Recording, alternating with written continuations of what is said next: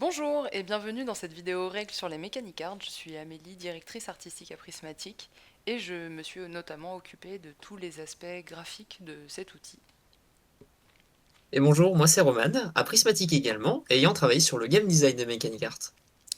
Les mécaniques art, qu'est-ce que c'est? C'est un outil ludique qui a 10 ans et qui a été conçu et produit par Prismatic. Et cette V3 a été entièrement financée sur Ulule. Donc les Mechanic Art, comme nous allons vous le présenter, servent d'outils d'analyse, de conception et d'amélioration de vos jeux de société. Donc il existe une version boîte, comme ici présente, à acheter en ligne, ou une version print and play qui est complètement gratuite en Creative Commons.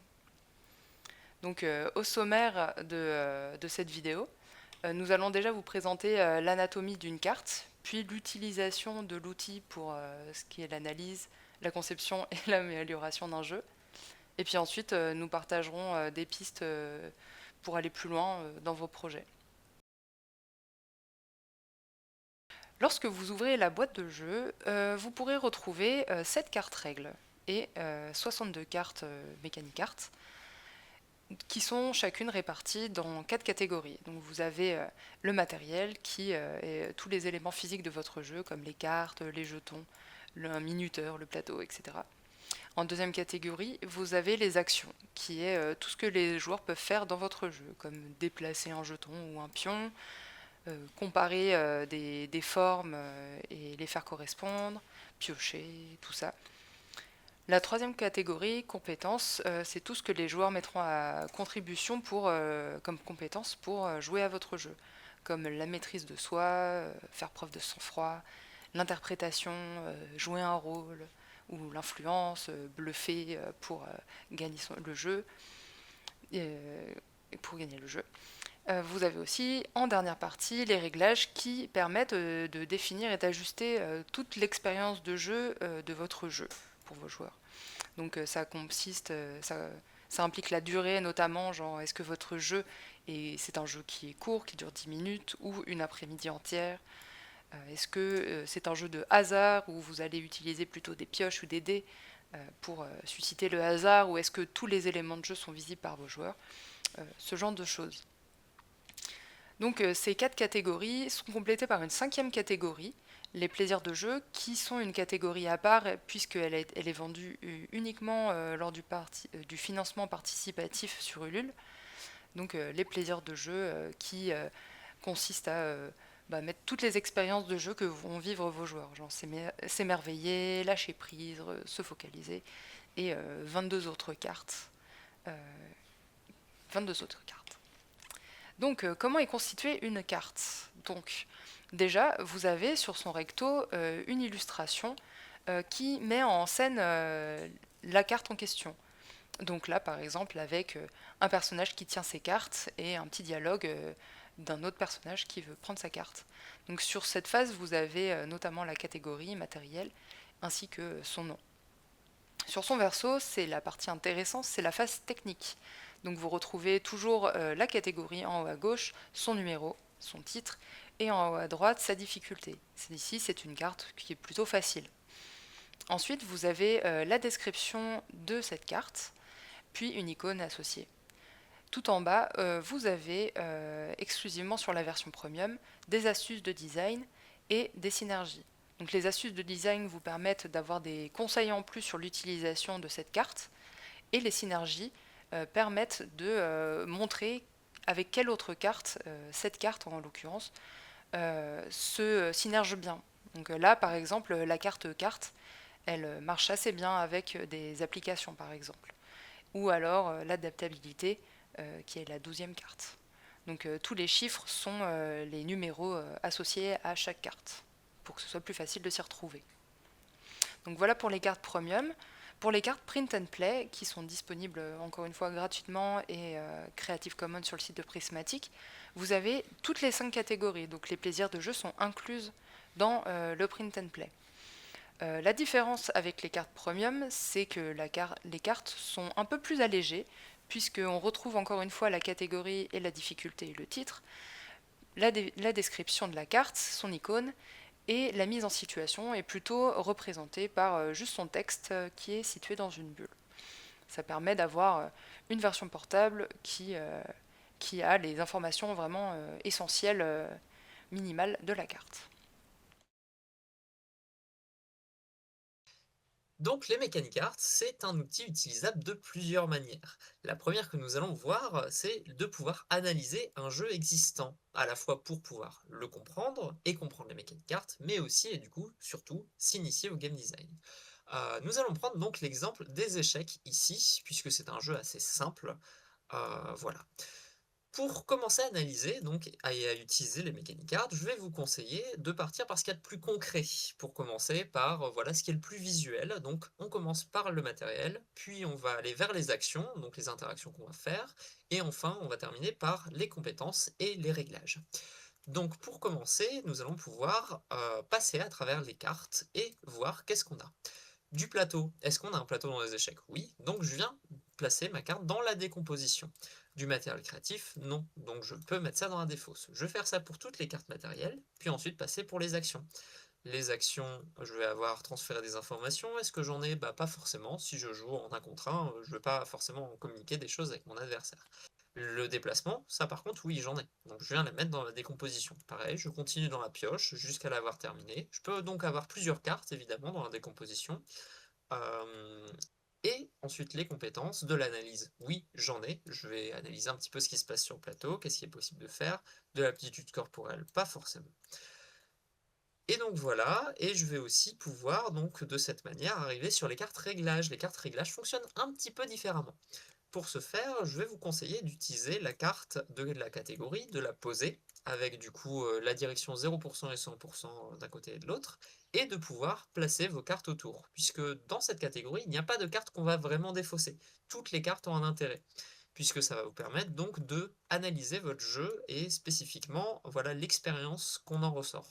Par exemple, du secret. Est-ce qu'il y a du secret dans les échecs? Il y en a un petit peu, on ne connaît pas les stratégies de l'autre, mais en réalité, on voit toutes les pièces et on est capable de voir à tout moment ce qui se passe. Donc, on va plutôt mettre ça proche de 0. Peut-être qu'il y a 10% de secret, quelque chose comme ça.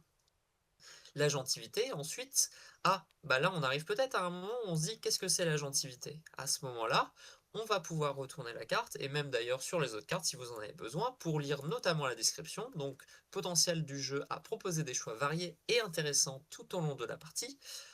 Et donc à partir de là, on peut se dire: «Ah bah oui, dans les échecs, il y a en effet, beaucoup de moments où on peut faire plein de choses». Donc cette carte agentivité, on va plutôt la mettre vers 100 à mon avis, peut-être 80-90. Encore une fois, il n'y a pas de bonne, façon de faire. C'est-à-dire que c'est vraiment selon comment vous ressentez la chose, selon comment vous voyez un petit peu. Ça va pas changer grand-chose si vous mettez plutôt à 10-20. Voilà. Donc il faut pas avoir peur, il faut juste se faire et voir et tester avec ça. Donc pareil, les interactions, il y en a plutôt beaucoup, la durée, ça peut dépendre. Donc on va faire ça avec toutes les cartes aussi. Et donc cette décomposition, une fois que vous serez passé sur tout, ça va vous permettre de visualiser vraiment, voilà, d'avoir un premier contact avec l'outil pour le prendre en main et pouvoir donc mieux comprendre les composants d'un jeu et comment est-ce qu'il fonctionne. Une autre façon qu'on va pouvoir avoir d'utiliser les Mechanic Arts, ça va être dans la conception. Donc pour commencer plus simplement, et encore une fois prendre en main un petit peu ces notions, je vous conseille de, une fois avoir analysé un jeu par exemple, d'y ajouter quelque chose. De prendre une carte, vous pouvez la prendre aléatoirement par exemple, ou aller dans le paquet et vous dire: «Ah ça peut-être que ça me donne une idée».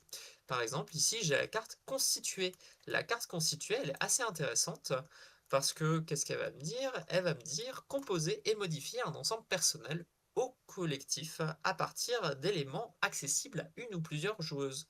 Donc là, on va pouvoir se dire: «Ah, comment est-ce que je peux utiliser, constituer dans les échecs? C'est marrant ça, un ensemble, collectif peut-être dans lequel je viens récupérer des choses». Bah, peut-être qu'au début de la partie, je vais me dire: «Ah, toutes les pièces sont pas posées». Peut-être qu'elles sont accessibles et qu'il va y avoir un pool défini, peut-être limité, dans lequel moi et mon adversaire viennent piocher des pions pour faire notre armée, ou au contraire, pendant la partie, peut-être qu'à la place de jouer une carte, enfin jouer un pion, je vais pouvoir en récupérer un.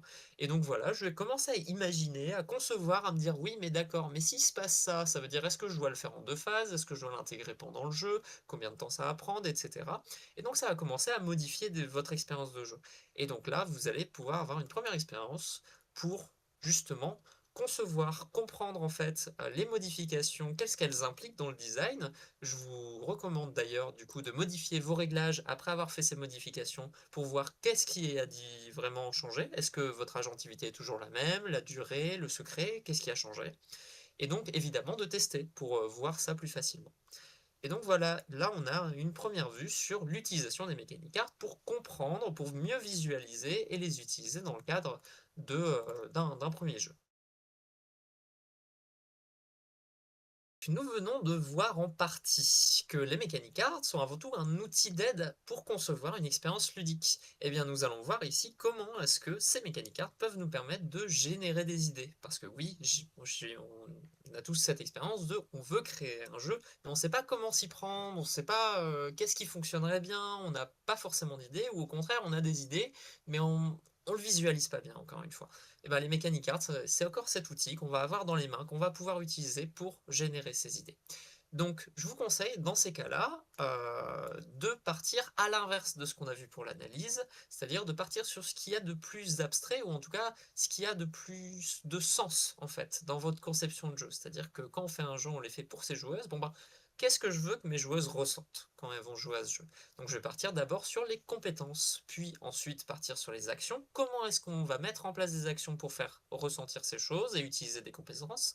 Et comment, à la fin, on va les mettre en place avec du matériel de jeu pour que ça ressemble à un jeu de société. Donc, les réglages, quant à elles, on va les mettre un peu de côté, on les verra juste après. Elles seront très utiles aussi, mais pour le moment, passons sur les 3 catégories principales. Donc tout d'abord, je vais peut-être réfléchir, peut-être que vous avez déjà une idée de ce que vous voulez, peut-être un thème, peut-être même des contraintes, un nombre de joueurs, dans quel contexte est-ce que va se jouer mon jeu ou des choses comme ça. Moi par exemple, imaginons j'ai envie de faire un jeu en équipe, collaboratif, peut-être pour un team building, bah, je vais commencer à regarder, OK, dans mes compétences, qu'est-ce que j'ai? Qu'est-ce qui peut me donner des idées? Donc je vois, la carte connaissance, non, j'en ai pas forcément envie de la connaissance, l'aptitude corporelle, pas forcément non plus. Ah, l'organisation, ça me parle, par exemple. Bon, eh bien, je viens prendre la carte, je viens la mettre dans ma décomposition et je peux même retourner cette carte pour mieux la lire, pour mieux comprendre de quoi est-ce qu'elle est composée. Donc qualité à structurer, à prioriser une série d'actions individuelles, collectives, pour accomplir des objectifs préalablement définis. Ah là, c'est intéressant, je me dis: «Ah oui, d'accord, il va falloir que je pense à des objectifs, il va falloir que je structure un petit peu comment est-ce qu'on joue? Est-ce qu'on joue tous ensemble, les uns après les autres?» Pareil, on peut lire l'astuce de design qui va nous conseiller également, ou alors nous donner des idées d'utilisation. Par exemple ici, qui parle de l'effet leader, où une joueuse pourrait prendre toutes les décisions pour un groupe et donc de nous conseiller de limiter l'accès à certaines informations pour atténuer cet effet. Donc voilà comment est-ce qu'on va pouvoir utiliser ces cartes dans la conception grâce à ces astuces de design et aussi grâce aux synergies. Par exemple, je me dis, ah, l'organisation, ça me parle bien. Je me dis, bah voilà, dans le team building, c'est vachement important, il faut que je me focalise là-dessus. Qu'est-ce que j'ai en synergie qui peut m'aider? Donc là, je vois qu'il va y avoir 4 cartes qui vont m'être proposées et je vois notamment que dans les actions, eh ben, il y a une carte qui va être la gestion de ressources. Et la gestion de ressources, eh ben, je me dis: «Ça peut être vachement bien». Là, je peux avoir une idée de: «Ah, peut-être qu'on va gérer une boutique ensemble», des choses comme ça. Donc voilà.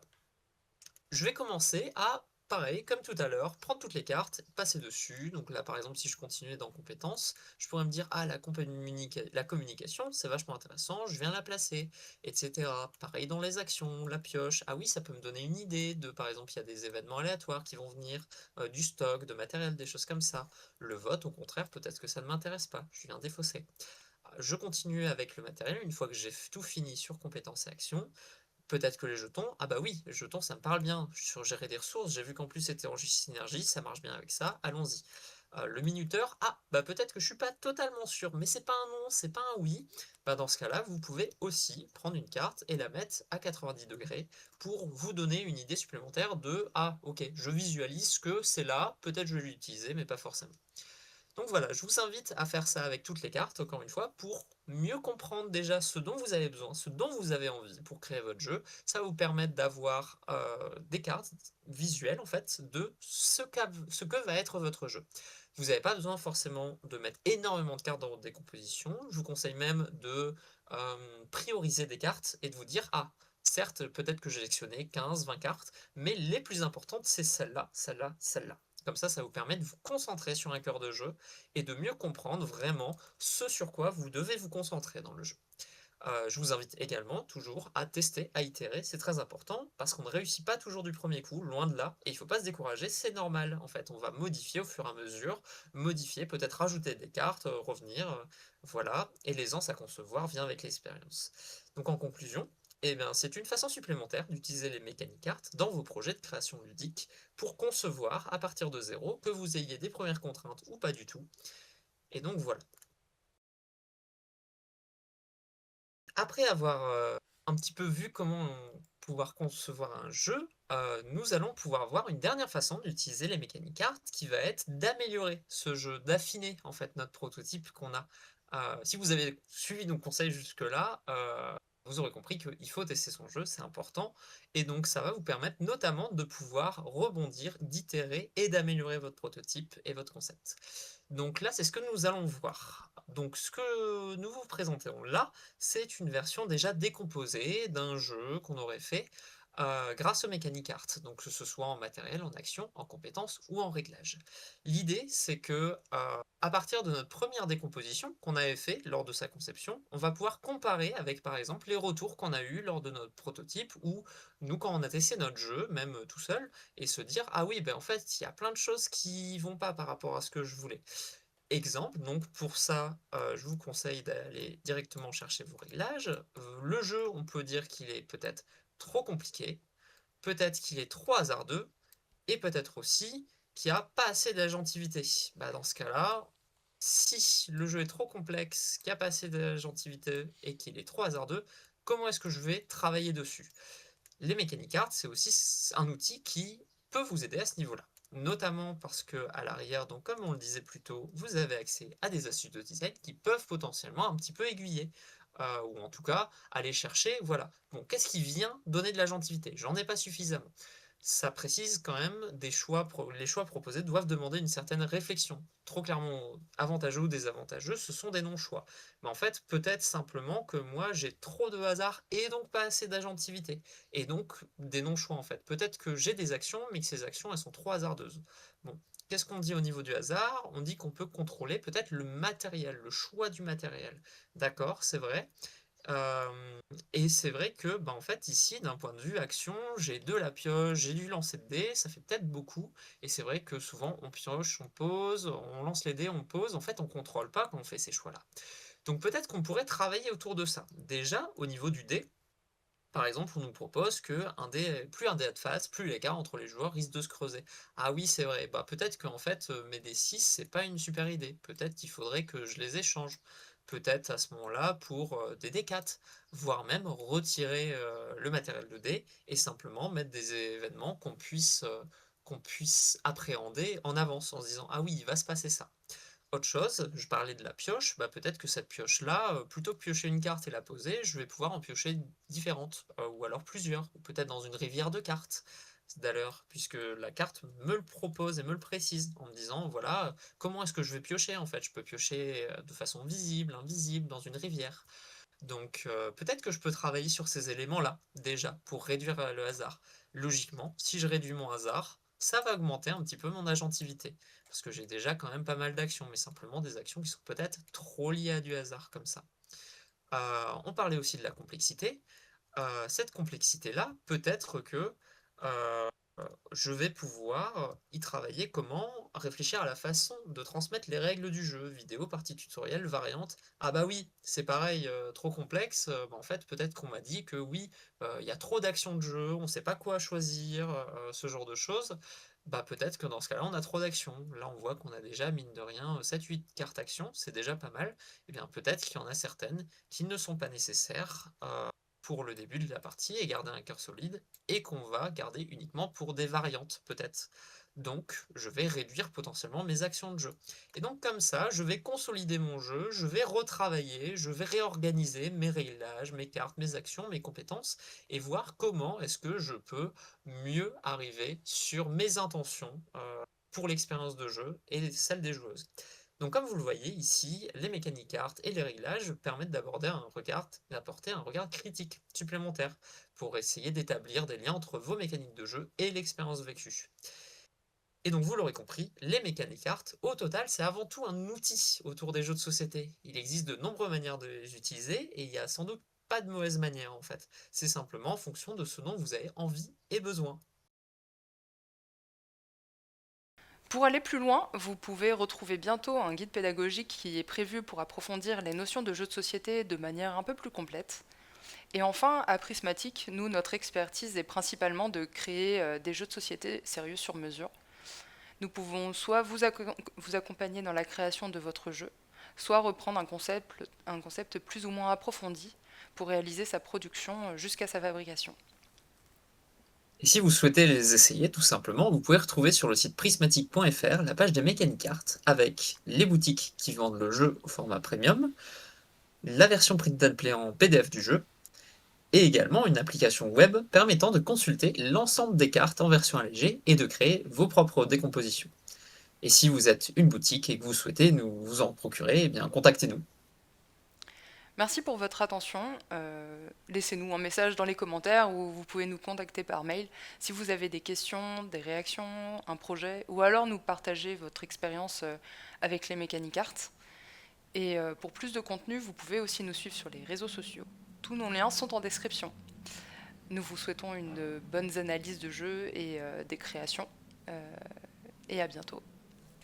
Au À revoir. bientôt!